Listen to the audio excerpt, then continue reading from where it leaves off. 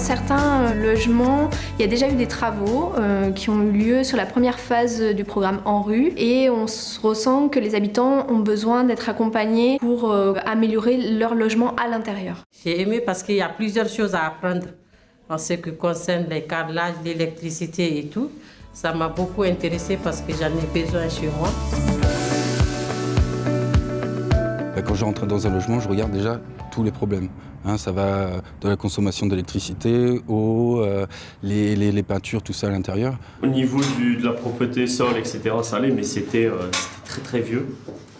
C'était pas entretenu, entre guillemets, au niveau des tapisseries, des peintures. On a vu un peu ce qu'il y avait à faire, on lui a posé les questions, ce qu'il voulait faire dans son logement. Avoir son propre espace, son chez-soi, s'améliorer. Quand, oui, en effet, on voit tout l'espace extérieur qui d'un seul coup est tout neuf. Si déjà on se sent pas bien chez soi, on n'est pas bien à l'extérieur. Et la plus-value, effectivement, pour nous, c'est de pouvoir apporter notre savoir-faire compagnon bâtisseur.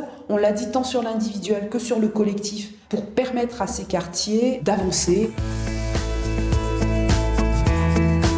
C'est parfois compliqué pour les habitants de comprendre où est son domaine de responsabilité, où s'arrête celui de son bailleur, de maîtriser ses droits tout simplement, et ses devoirs aussi surtout. C'est un aspect qui est important quand on fait la visite des logements avec les compagnons bâtisseurs. Les habitants parfois vont nous dire là j'ai de l'humidité sous les fenêtres. Mon rôle c'est d'expliquer que ça relève de notre responsabilité en tant que bailleur et que par contre effectivement ce qui relève normalement de l'entretien par le locataire, ça va être les tapisseries, ça va être la peinture.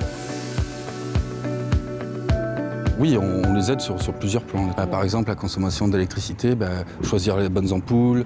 Est-ce que chez eux, ils ont un fonctionnement économe ou pas? Connaître si son logement est économe ou pas. Et il y a aussi une outil tech, c'est-à-dire qu'ils viennent à l'atelier, ils apprennent à utiliser les outils, qu'ils peuvent emprunter ensuite sur l'outil tech pour réaliser des chantiers chez eux en autonomie. L'outil tech, en fait, est quelque chose qui permet aux habitants de ne pas avoir à investir dans un matériel qu'ils pourraient ne pas avoir besoin au quotidien.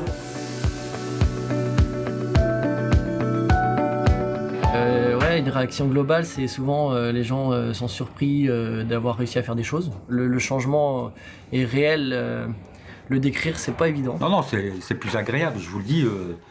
Avant, des fois, je rentrais que pour dormir. Quand j'allais travailler, je faisais même plus attention à rien du tout, quoi. Pourtant, je travaillais dans le nettoyage. J'avais même plus envie de nettoyer chez moi. Tout était gris, les portes étaient grises, les placards. Au départ, j'ai tout fait, j'étais pas bien parce que j'avais l'impression d'être dans le cimetière.